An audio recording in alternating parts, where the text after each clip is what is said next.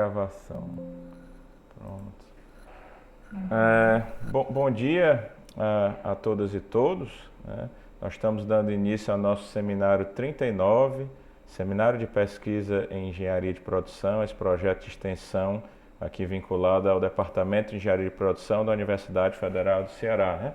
Então, na data de hoje, nós já percorremos aí vários países, vários estados aqui. No Brasil já tivemos Rio Grande do Norte, Pernambuco, Paraíba, Sergipe, fomos para Goiás, fomos para São Paulo, fomos para, me perdoe se eu estou esquecendo algum estado, Paraná, agora estamos chegando em Santa Catarina, né?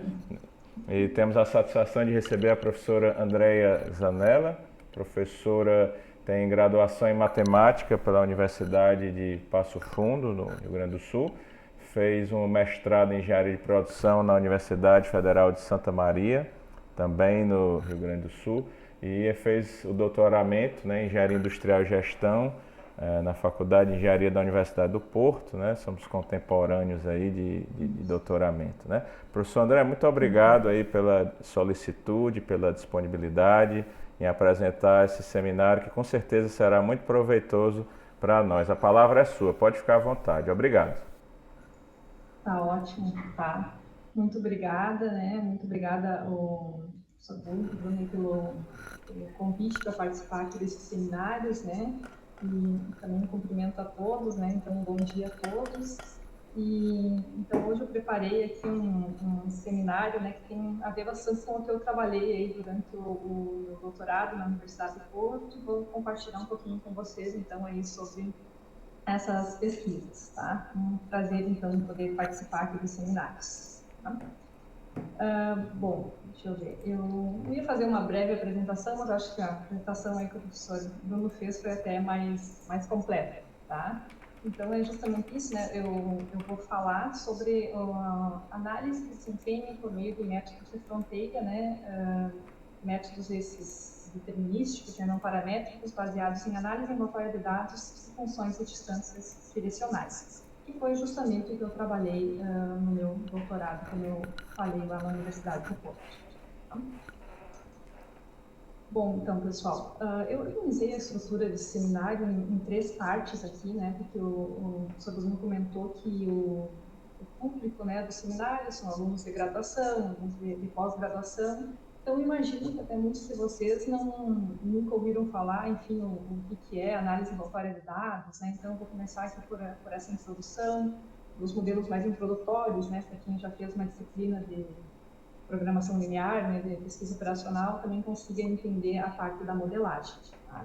Depois eu vou falar um pouquinho sobre a construção de indicadores usando o DA, que foi justamente o que eu trabalhei no meu doutorado.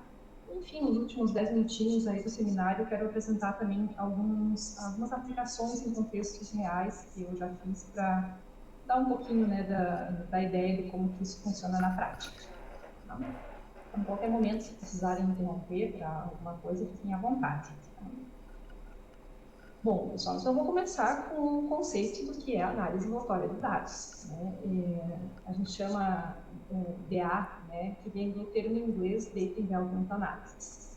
Então, a análise aleatória de dados ela é uma técnica que é utilizada para eu medir a eficiência de um conjunto homogêneo de unidades produtivas no uso de múltiplos recursos para gerar múltiplos resultados. Né?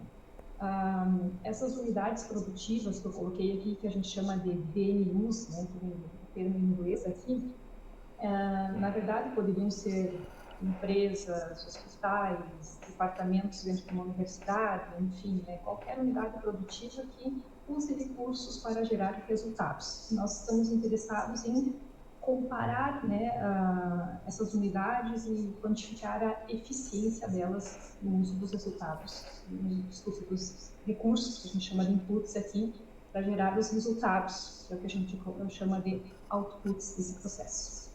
Tá? Bem, então eu peguei um exemplo bem pequenininho aqui, né, começar com um exemplo bem pequenininho, né, como se as minhas unidades produtivas fossem unidade básica de saúde, né, os nossos centros de saúde. No caso em que a gente tem só um recurso para gerar só um resultado. Né? Então, digamos que eu tenho aqui dois centros de saúde, o A e o B, ambos usem como recurso 5 médicos para gerar resultados que são o número de consultas que eles realizam, né? A unidade A realizou 2.000 consultas, a unidade B realizou 2.400 consultas. Então, percebe que a gente tem esse processo aqui, né? Usei esses recursos para gerar os resultados. Se eu tivesse interessado em quantificar a eficiência, por exemplo, da unidade A, né? A eficiência é uma medida relativa, né? Então, relativamente ao melhor observado aqui na minha amostra, que foi a unidade B. Só olhando aqui para os resultados, eu já conseguiria ver que B é mais eficiente que A. B gerou mais resultado com a mesma quantidade de recursos. Então, ele é mais eficiente do que A. Se eu olhar aqui, né, se eu fizesse a razão, né, pelo resultado da unidade A dividido pelo resultado da unidade B, né, dado que eles usam a mesma quantidade de recursos, eu ia chegar num indicador aqui de 0,83, o nível de eficiência da unidade A. Tá? Se eu pegasse o inverso desse valor, né, 1 dividido por esse valor, aqui daria 1,20. Significa que eu poderia aumentar em 20% o resultado da unidade A aqui, para ela ser tão eficiente quanto a unidade B, atingir os mesmos níveis de produção. Tá? Então, só um conceito aqui do que é a eficiência, né, no caso, eu tenho aqui 2 dimensões apenas. Tá? Mas como que funcionaria isso, pessoal, se eu tivesse uma situação multidimensional? Na prática, eu tenho, na verdade, múltiplos recursos sendo utilizados para gerar múltiplos resultados. Né? Então, além de médicos, eu poderia ter quantificar os enfermeiros, o orçamento usado pela unidade, a área, com os resultados das consultas, o número de vacinas que aplicam, enfim, né? Tenho uma situação multidimensional. Como que eu quantificaria aqui a eficiência dessas unidades no uso dos inputs para gerar outputs, resultados? Bem, vamos pensar então aqui como é que a gente ia operacionalizar isso numa situação multidimensional. Né? Com 2 dimensões, a gente viu que posso, por exemplo, para saber a produtividade de uma unidade, fazer output dividido por input. Né? Agora, se eu tivesse uma situação multidimensional, alguém poderia dizer, eu vou somar aqui a quantidade de resultados obtidos por uma unidade e vou dividir pela soma aqui dos recursos utilizados. Né? Não poderia fazer assim? Na prática, não é o que deveríamos fazer, porque tem 2 problemas aí de fazermos isso. Eu posso ter os meus indicadores medidos em unidades e medidas diferentes, né? Em reais, metros quadrados, assim por diante. E outra coisa, um gestor poderia dizer assim, mas não posso dar o mesmo peso para o número de consultas realizadas e para o número de vacinas aplicadas, por exemplo. Os indicadores têm um peso relativo diferente. Tá? Então, na verdade, só somar aqui não seria adequado. Né? A gente poderia fazer uma soma ponderada, atribuir pesos para os diferentes outputs e inputs que eu estou considerando aqui nesse meu processo produtivo. Tá? Então, na verdade, quando eu uso esses pesos aqui, né, eu estou refletindo a importância relativa dos diferentes recursos e resultados que eu tenho no meu processo, e também ele seria capaz de lidar com indicadores medidos em escalas diferentes, né, metros quadrados, reais, não importaria. Então, na prática, se nós soubéssemos os valores desses pesos aqui, o problema estaria resolvido. Tá? Eu conseguiria calcular para cada uma das unidades e compará-las diretamente. Na prática, né, a gente não sabe quais são esses pesos aqui.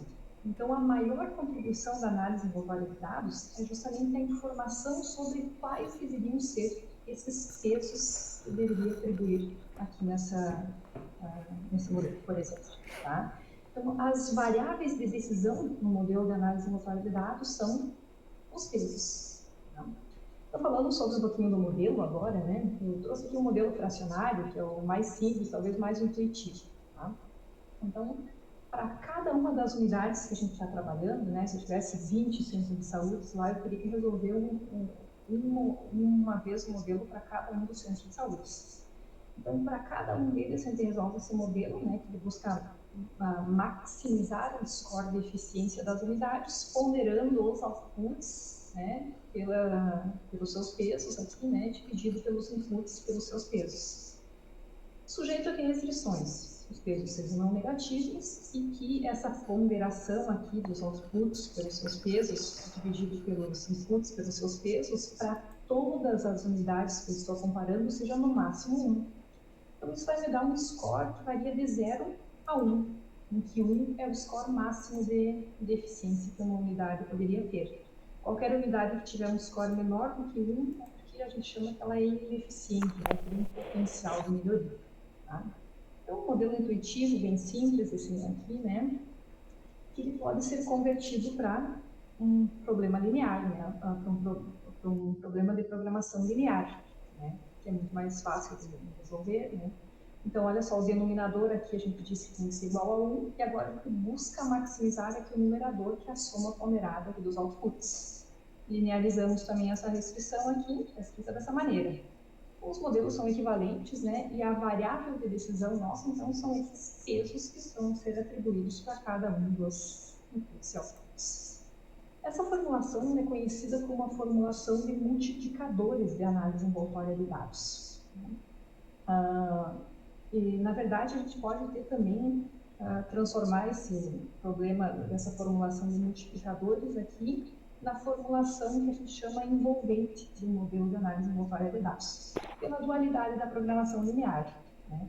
Pelo que eu sei, né, a maioria de vocês são alunos de engenharia de produção, né? O professor não tinha comentado, então talvez já fizeram a disciplina de pesquisa operacional, né? Já sabem o que é a dualidade entre modelos, né? Mas então eles dão a função objetiva aqui é a mesma, né? Eles dão o mesmo resultado. Então, enquanto que esse modelo aqui me permite saber os pesos dos indicadores, esse outro modelo aqui, a gente vai descobrir quem são os lambdas. O lambda aqui é a minha variável de decisão. Tá? Vamos entender aqui com um gráfico o que significam esses lambdas, né? Esses multiplicadores. Tá?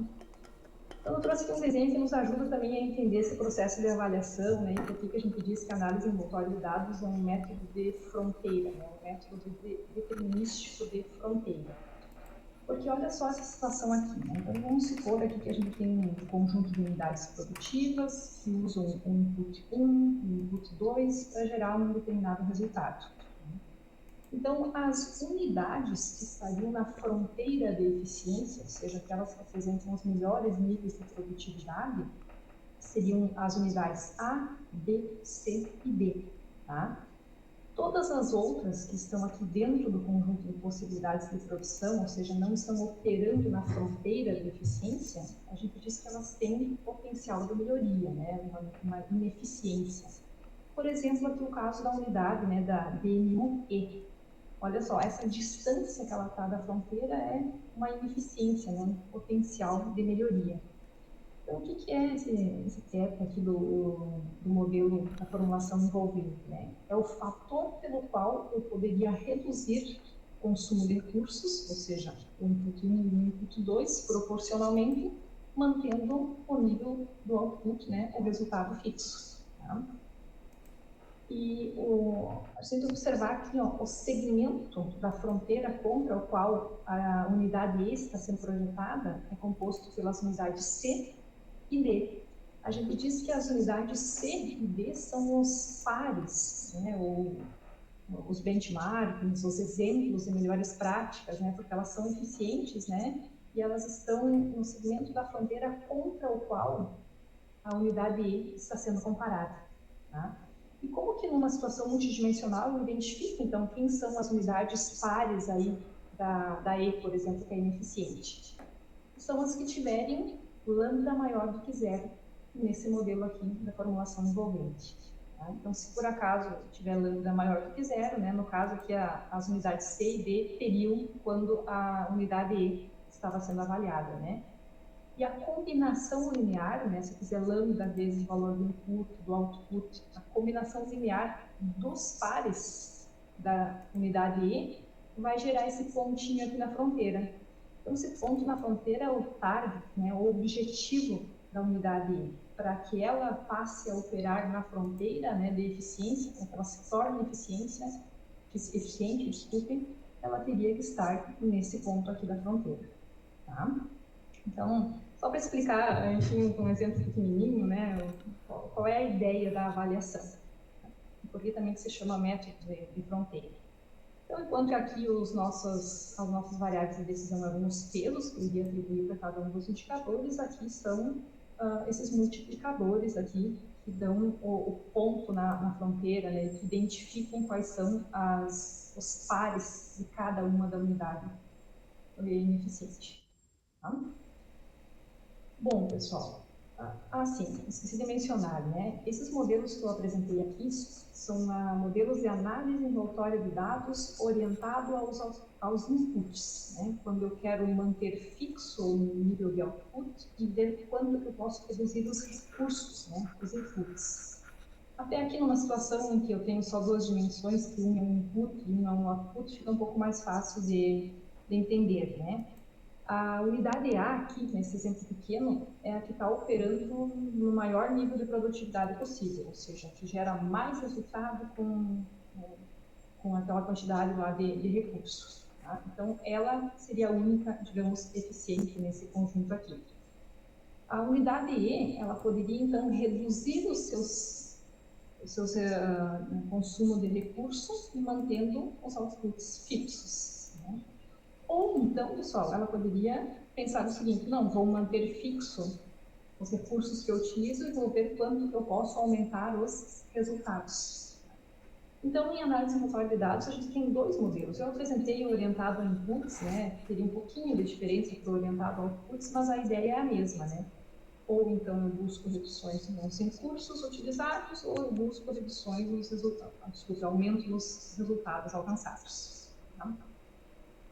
Também o modelinho que eu apresentei para vocês aí, que é o introdutório, ele assume uma fronteira com rendimentos constantes à escala.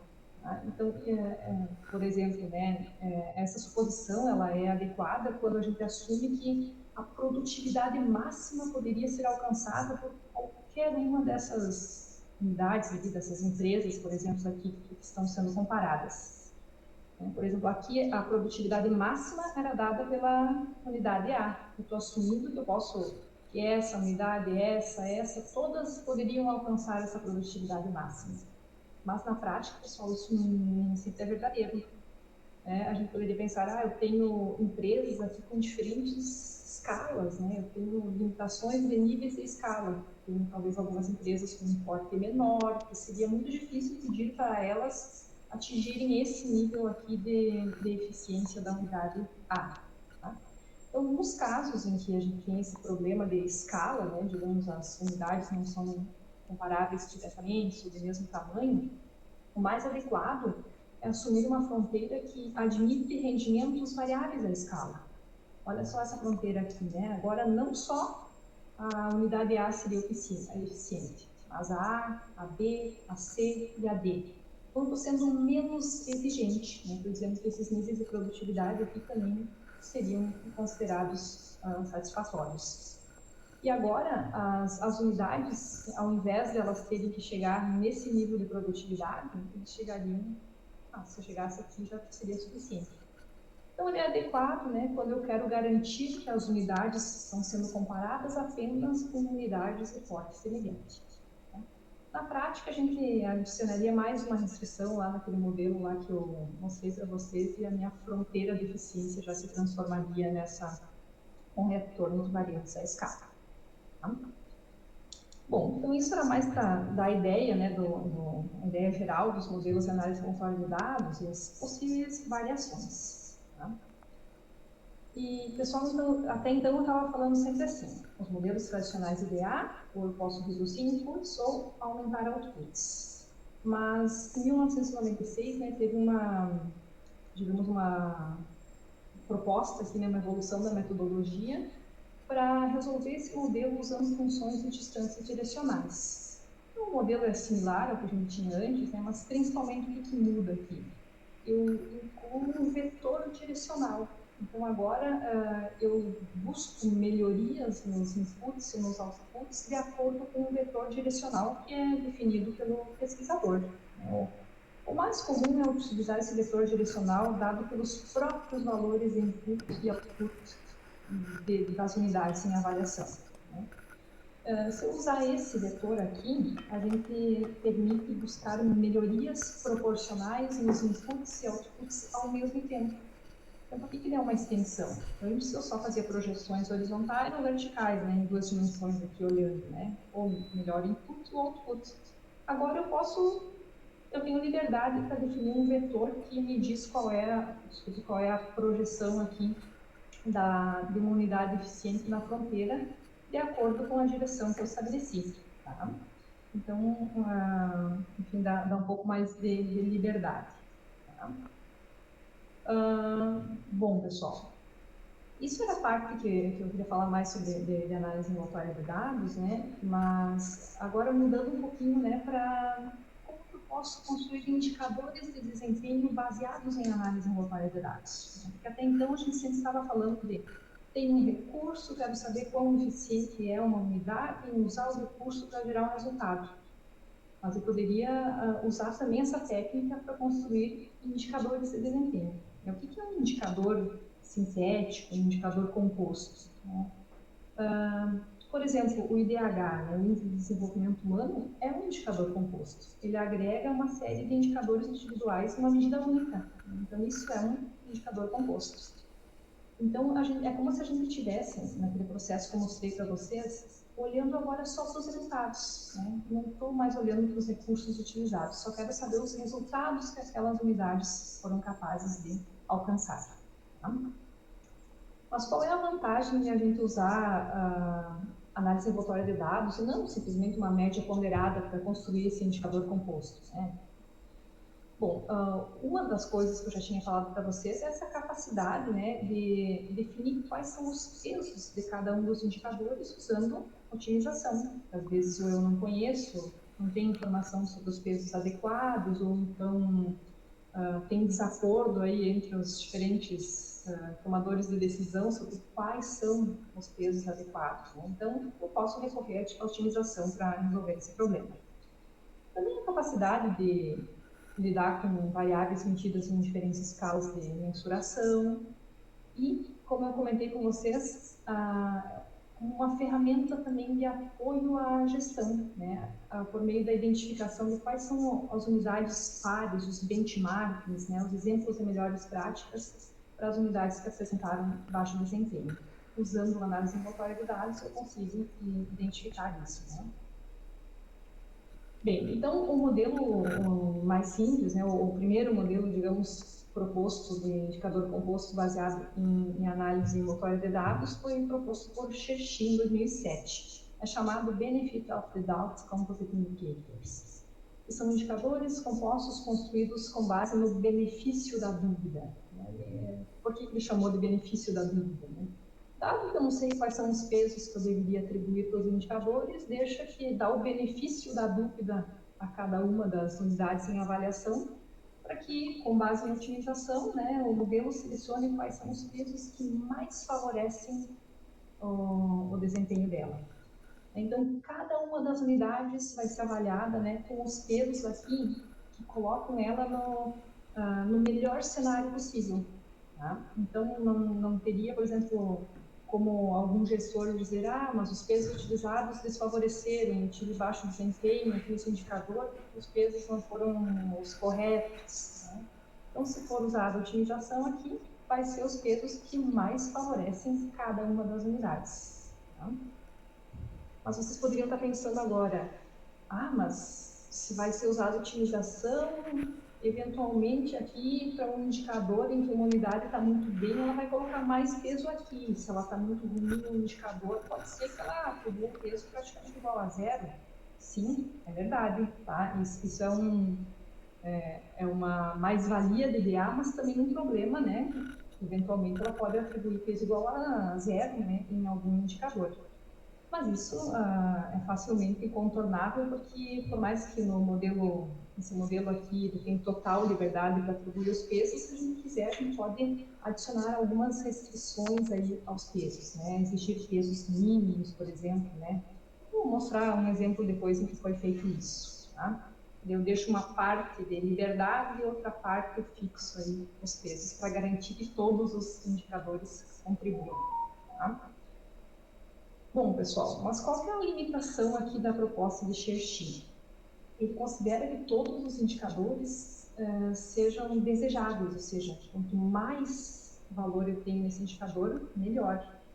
Mas em situações práticas, né, isso na verdade é uma suposição dos modelos de análise aleatória de dados. Né? Quanto mais valor eu tenho de resultado, melhor. Tá? Porque esse ainda é o modelo de análise aleatória de dados. Né? Qual é a diferença daquele modelo que eu apresentei lá no início da apresentação?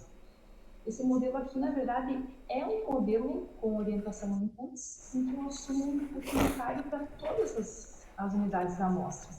Se eu colocar um input unitário para todas, ou seja, todas partem da mesma condição, o modelo que eu mostrei antes para vocês, ele se transforma nesse modelo aqui que eu estou apresentando. Tá? Então, é um modelo DDA, só que eu tenho um input unitário para todas as unidades. Tá? Então, em DA, sempre os resultados a gente assume que são desejáveis. No entanto, em problemas práticos, né, principalmente aqui no contexto dos indicadores, eu posso ter indicadores desejáveis, em que eu quero aumentar, né, quanto mais melhor, e indesejáveis. Vamos pensar se eu estou, por exemplo, analisando a qualidade de vida nas cidades do Brasil. Um indicador que eu poderia considerar é como é que eu posso dizer, quantidade de parques, de área verde que a população tem disponível. Quanto mais área verde, melhor. Mas poderia ter um outro indicador que é o tempo de deslocamento das pessoas de casa para o seu trabalho. Isso influencia na qualidade de vida? Sim, né? Se a pessoa passar lá muitas horas no trânsito, eu imagino que a qualidade de vida dela seja prejudicada. Então, olha só, quanto mais valor eu tenho nesse indicador, tempo de deslocamento, pior. Então, a gente chama que ele é um indicador indesejável. Então, como que eu trataria isso em modelos que são baseados em análise envoltória de dados? Né? Tem a abordagem indireta, que seria, bom, eu posso fazer uma transformação nesses indicadores, né? Eu vou tomar um inverso aditivo, um inverso multiplicativo, então vou transformá-lo numa escala em que mais é melhor. Eu poderia colocar diretamente no modelo lá de Cherchi. Posso fazer isso? Sim. No entanto, a gente perde o significado do indicador, né? Fica meio contraintuitivo pensar que, no indicador lá, indesejável, quanto mais, melhor. É difícil de explicar para as pessoas. E também, pessoal, né, a literatura mostra que essas transformações, elas alteram os valores do score do desempenho, até mudam a posição relativa entre as unidades, então não são apropriadas. Então, durante o meu doutorado, né, eu trabalhei um pouco com esse problema, e nós fizemos aqui o uso de uma abordagem direta, que permite usar esses indicadores indesejáveis, incorporá-los na escala original, sem nenhuma transformação, usando uma função de distância direcional, né, um modelo baseado nas funções direcionais para incorporar esses indicadores indesejáveis. Tá? Então, basicamente, esse foi um trabalho lá do meu doutorado, que foi até aplicado, foi publicado no JOR. Tá? Então, ele é um modelo lá de função de distância direcional, eu tenho aqui esse vetor direcional, é um indicador composto, porque ele assume um input igual a 1 para todas as unidades em avaliação, o que levou aquela restrição a se transformar nessa daqui, ó, estou apontando. E ele busca maximizar os indicadores desejáveis e minimizar os indesejáveis. Tá? Aqui vai me dar uma medida que é um potencial de melhoria, né, como resultado do modelo, uma ineficiência, que eu posso depois transformar aqui numa medida de desempenho que varia entre 0 e 1. Tá? Sendo que quanto maior, melhor, né? Igual a 1, melhor. Então, a ideia é semelhante ao que eu já mostrei anteriormente, né? Eu tenho um conjunto de unidades, né? Agora eu tenho um indicador indesejável, indesejável. Quero melhorar os dois ao mesmo tempo, usando um vetor direcional. Então, cada uma das unidades vai caminhar, digamos, para a fronteira, usando lá o seu vetor direcional. Tá? Então, aqui eu não fiz nenhuma transformação dos dados, usei os indesejáveis na sua própria escala de mensuração. Tá? Então, quanto que a formulação aqui envolvente, ela nos daria aqui os lambdas, como eu comentei antes para vocês, né, a combinação linear da projeção das unidades na fronteira, eu posso pela dualidade da programação linear, também chegar aqui no modelo de multiplicadores, que me permite saber quais são os pesos que eu devo atribuir aí para cada um dos indicadores de cada unidade. Tá? Mesma ideia que nós tínhamos antes. Bom, pessoal, mas eu já tinha comentado com vocês, eu vou falar brevemente dessa questão aqui, né? Então, tem esse problema. Mas se eu usar só esses modelos aqui sem nenhuma restrição adicional, eventualmente algum indicador pode ser que receba um peso muito baixo, até seja ignorado da análise. Então, existem extensões aqui que eu posso colocar restrições aos pesos nos modelos, né? Eles vão refletir a importância relativa do indicador, ou garantir que nenhum seja ignorado da análise, né? Vou colocar aqui que cada indicador tem que pesar no mínimo 5% na análise. Né? Então, poderia fazer esse tipo de modificação no modelo, né, para ele ser um pouco mais realista, digamos assim. Existem diferentes tipos de restrições que eu posso utilizar, né? Eu vou falar aqui, também não tenho muito tempo, né, para isso, só para dar essa ideia, brevemente, de dois tipos de restrições, né? Um tipo de restrição é que eu vou restringir o peso daquela unidade que está em avaliação. Tá? Então, olha só, o peso que eu vou dar para um indicador, aqui é um exemplo só com duas dimensões, um indicador indesejável e um desejável. Então, o peso do indicador desejável no mínimo é 40% e o peso do indicador indesejável é 40% também. Então, fixei 40% dos pesos e ainda deixei 20% para que o modelo decida por otimização dos preços. Tá? Então, observem que a fronteira, antes que era assim, ela ficou um pouco mais exigente, né? Quanto mais restritivas são as restrições, mais elas abrem a fronteira. A desvantagem desse tipo de restrição é que, como eles são aplicados sobre o peso de cada uma das unidades em avaliação, cada uma delas ia ser avaliada contra uma fronteira um pouco diferente. Ó, a unidade D ia ser avaliada com base nessa fronteira, né, dada aqui pelas suas restrições. A B contra essa outra fronteira. Então, isso compromete um pouquinho a simetria do modelo, né, eventualmente uma unidade que era ineficiente quando ela mesma foi avaliada, ela poderia aparecer aqui como um benchmark para a unidade B, por exemplo, tá, que é ineficiente.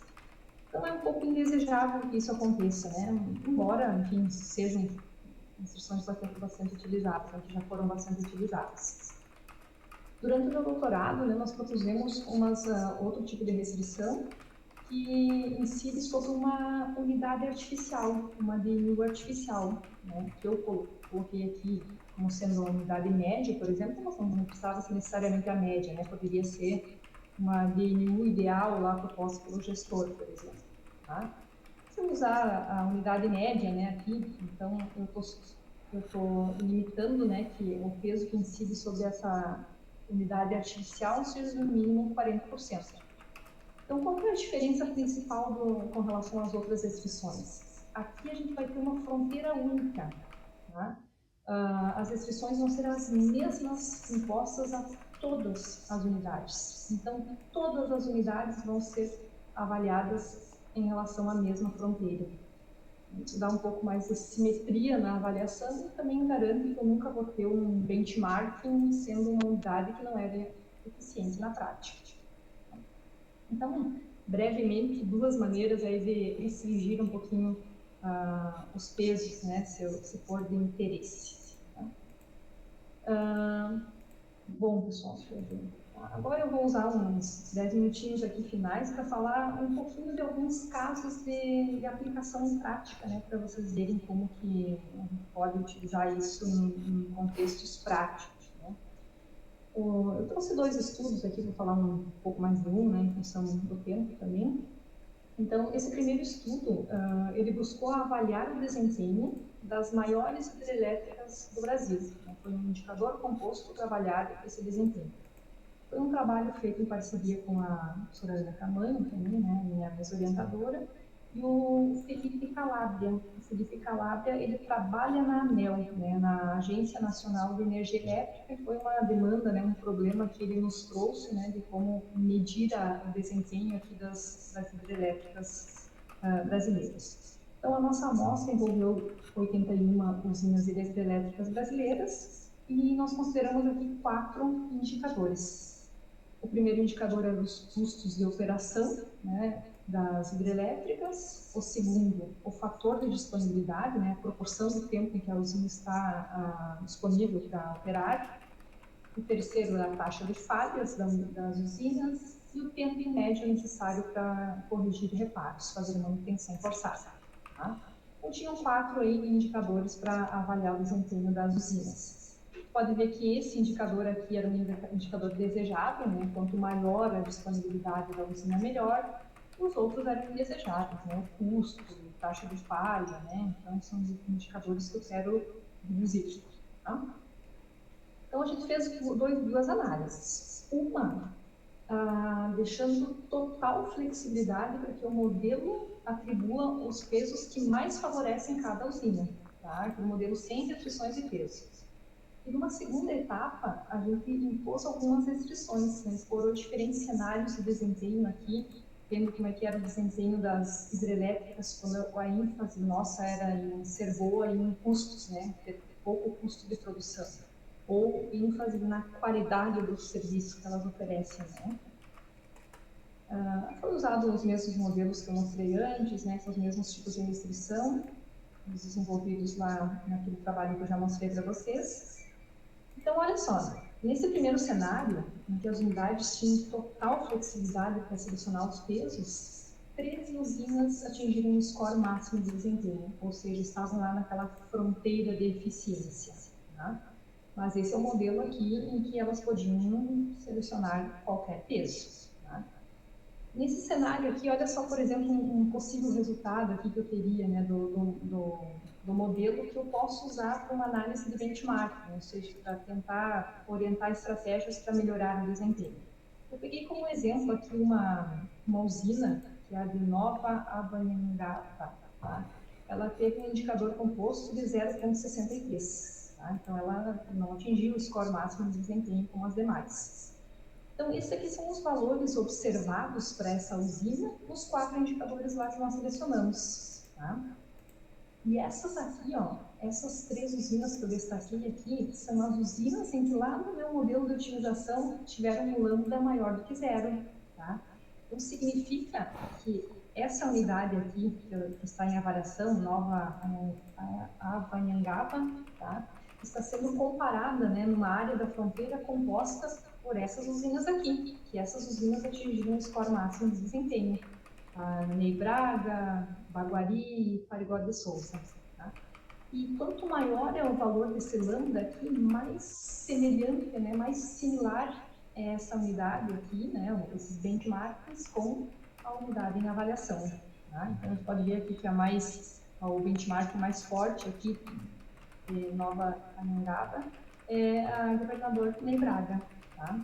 Então, essa usina aqui que se mostrou ineficiente, né, com baixo desempenho, poderia olhar para os seus peers, né, os seus pares, para buscar exemplos de melhores práticas aqui, em como reduzir os custos, melhorar a disponibilidade, por exemplo.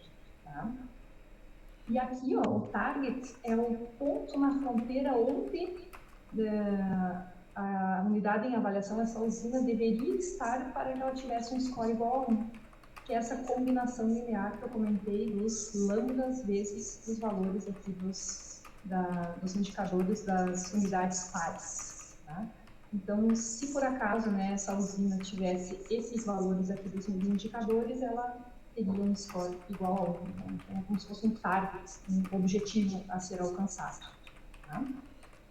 E no segundo momento, então, a gente explorou diferentes cenários. Né? A agência reguladora lá, digamos, queria saber quem eram as melhores usinas quando eu dava ênfase em custo ou ênfase na qualidade dos serviços. Para isso, nós utilizamos restrições aos pesos dos indicadores. Nesse cenário aqui, em que eu quero saber os melhores quando a ênfase está na redução dos custos, nós limitamos, né, que o peso desse indicador deveria ser no mínimo 65%. E os demais poderiam ter um peso mínimo de 5%.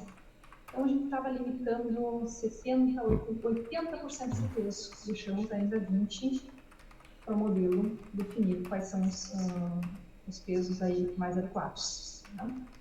Quando a ênfase era em qualidade, né, 65% do peso foi dado para o indicador disponibilidade, e o mínimo possível para 5% dos demais.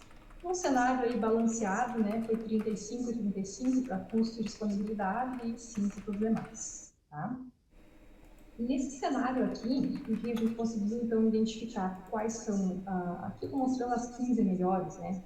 As 15 melhores usinas, quando a avaliação foca em ser bom, ter um custo baixo de operação, quando a avaliação foca em, não importa muito o custo, mas eu quero que a disponibilidade dela, né, seja alta, que ela esteja disponível para avaliar, e nesse cenário balanceado. Tá? Olhando aqui para a intersecção entre os resultados desses três modelos, eu consigo identificar que essas 3, 6, 7, 8, essas 8 usinas que eu estou mostrando aqui, foram as que se mostraram boas nos três cenários, né, nos três cenários de desempenho. Então, não importa muito em custo ou em qualidade, né, elas se mostraram boas nos três cenários. Então, eu consigo identificar aqui as especialidades das diferentes usinas. Uma coisinha que chama atenção, olha só, três usinas, né, essas três aqui, ó, que antes elas apareciam entre as que tinham tido indicador igual a 1, né, desempenho máximo. Se a gente olhar essas três usinas aqui, elas sequer apareceram entre as 15 melhores em nenhum dos cenários. O que isso significa?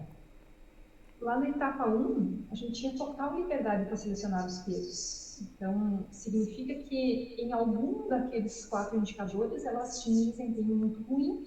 Quando a gente foi lá e exigiu no mínimo 5% de peso, elas já não se mostraram entre as melhores. Então, viram a importância de a gente restringir um pouco, que seja dos pesos. Tá? Bom, aqui é isso dessa aplicação. Brevemente, só para falar de uma outra aplicação, falar um pouquinho mais rápido dessa daqui, foi um estudo até que eu fiz recentemente com a professora Renata Oliveira, né, da Universidade do Estado do Pará, e o objetivo aqui era avaliar a ecoeficiência urbana dos municípios mais populosos do Brasil. Tá? Eu peguei 2 estudos no contexto brasileiro, aqui para ficar um pouco mais fácil também, né, de as pessoas se interessarem, né, entenderem. Então, nós consideramos aqui os municípios que tinham pelo menos 300 mil habitantes, né, no Brasil, e uma amostra de 90 cidades. Tá? Então, quais são os indicadores que nós consideramos aqui? Né? Tinha o PIB per capita, que é uma proxy lá do contexto econômico das cidades, e alguns indicadores ambientais, né? Proporção da população atendida com abastecimento d'água, coleta de esgoto, coleta de resíduos, percentual de unidades de conservação que aquela cidade tem, e alguns indicadores indesejáveis também, quantidade de resíduos sólidos, emissões de CO2, percentual do território que foi florestado. Tá? Então, são dados que a gente pegou lá do programa Cidades Sustentáveis. Tá? Esses indicadores, eles buscam aí cobrir 8 dos 5 desses Objetivos de Desenvolvimento Sustentável da ONU. Tá? Bom, então a gente também analisou diferentes cenários, né? O cenário que a gente chamou de cenário base, né, busca ver quão bem as cidades estão desempenhando quando o interesse é dado em uma determinada condição econômica, ou bem elas conseguem melhorar esses serviços aqui ofertados pela população, né, com os indicadores desejáveis, e quanto que elas conseguem reduzir os indesejáveis, que é um impacto aí ambiental. Então, esse cenário base aqui iria ver a melhoria em todos os indicadores. Depois, no segundo cenário, a gente tentou ver qual seria, né, o desempenho das cidades quando a gente foca os esforços na ampliação do acesso à população à água potável, saneamento, coleta de resíduos. E o último cenário, quando o foco está em reduzir o impacto, né, a redução do desmatamento, geração de resíduos, emissão de gases. Tá? Então, como que a gente refletiu no modelo direcional esses 3 objetivos, né? Usando diferentes vetores direcionais. O cenário base lá quer melhorar tanto os desejáveis quanto os indesejáveis. O segundo cenário quer melhorar só os desejáveis. E o terceiro cenário, melhorar só os indesejáveis. Tá? Então, Aqui no cenário base, né, eu trouxe alguns resultados, né, das cidades que me apresentaram os melhores níveis de desempenho, né. A gente pode ver aqui ó, que atingir um score igual a 1 são predominantemente municípios lá da região sudeste, tá? Até teve um da região sul e um da região nordeste aqui que atingiu o score máximo de desempenho, tá? Mas, basicamente, né, então, os municípios aqui do sul, sudeste tiveram um desempenho um pouquinho melhor, né, seguido do centro-oeste e nordeste. Só mais os municípios da região norte, né, que não eram muitos também nessa amostra, que não tiveram um bom indicador de desempenho aqui. Tá? Bom, pessoal, e como que eu poderia usar aqui esses resultados também então, para orientar estratégias de melhoria, né? Que eu falei que a análise envolvente de dados é uma ferramenta que também serve como apoio à gestão, né? Como que eu ajudo o tomador de decisão a buscar melhorias, né? Então, uma coisa que eu posso fazer é analisar os pesos que foram selecionados, né, alocados lá de otimização na avaliação de cada uma das cidades. Eu trouxe aqui um exemplo com a cidade de Contagem, né, em Minas Gerais, que ela teve um score de 0,87, né, então não teve o score máximo lá de eficiência. Se eu olhar para os pesos que foram atribuídos aos indicadores, o que eu noto aqui? Olha só. Eu esqueci de mencionar. Tá? Acho que estava escrito aqui, eu esqueci de mencionar. Né?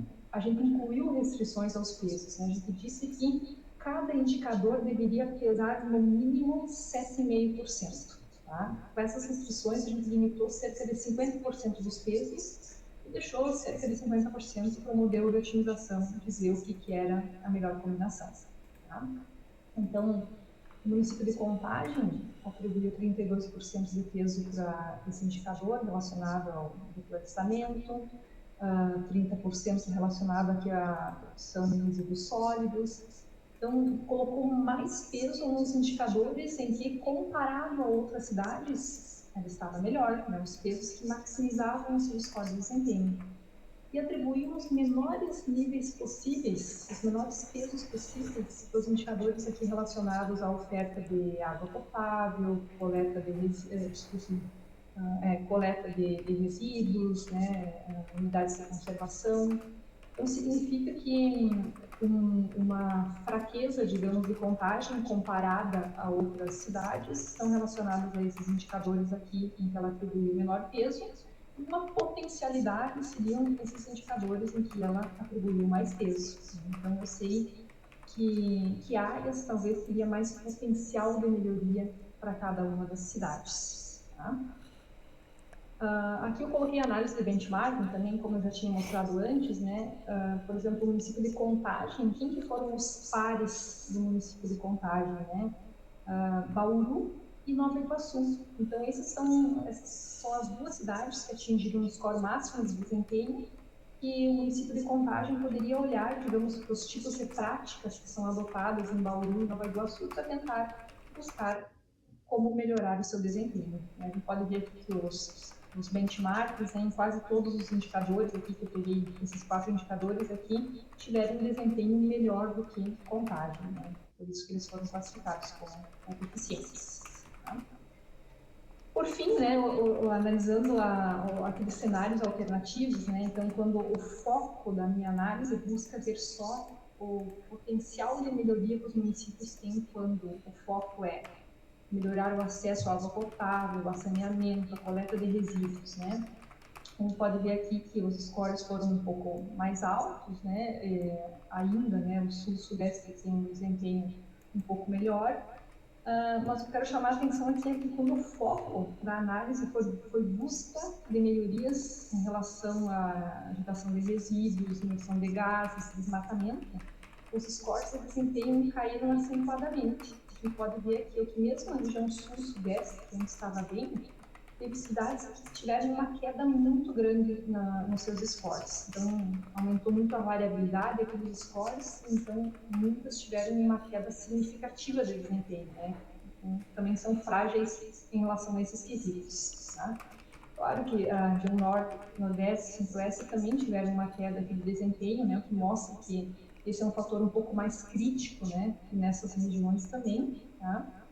Então, eu consegui olhar aí o potencial de, digamos, de melhoria em diferentes cenários de análise. Tá?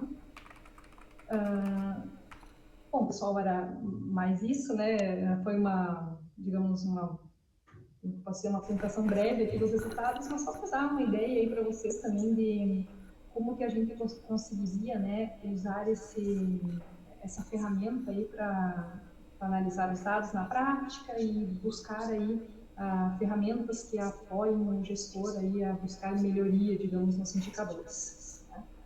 Enfim, foi meio rápido, espero que tenham conseguido pegar a ideia básica. Também agora estou disponível aí para responder perguntas, né? E espero que tenha motivado vocês aí a, eventualmente no futuro, né? Talvez usar para no TCC de vocês, no trabalho de vocês, né? De mestrado, doutorado, né? Então é isso, né? Foi uma ideia geral e estou disponível aí para responder curiosidades, perguntas aí, tá bom? Então, passo a palavra aí, retorno para o professor Bruno. Obrigada, pessoal. Gostaria de agradecer uma vez mais a professora Andréia pela disponibilidade, né, por ter apresentado esse seminário. Essa temática é muito importante para nós aqui do nosso curso de graduação em Engenharia de Produção. Nós temos uma disciplina opcional de análise de eficiência e produtividade, né? Eu já ministrei ela, mas faz muitos anos atrás e os alunos se interessam bastante, surgem TCCs, né? Então, assim, existem assim muitas possibilidades de aplicação, por exemplo, em portos, em aeroportos. Eu lembro que uma aluna fez um trabalho numa loja dessas de varejo para shopping center, né? Por exemplo, tipo Renner, Riachuelo, etc. Então, assim, é uma técnica que ela é extremamente versátil, extremamente modular, né? Então, você pode, se aprendendo esse ferramental, você pode, sei lá, trabalhar com eficiência, ecoeficiência de municípios, com eficiência de portos, eficiência de empresas de varejo, de atacados, construtoras, né? Então, assim, é algo que é extremamente abrangente, né? O pessoal sempre pede que eu finalize a gravação nas perguntas, professor, então vou finalizar aqui a gravação, né? O pessoal às vezes fica interrompendo.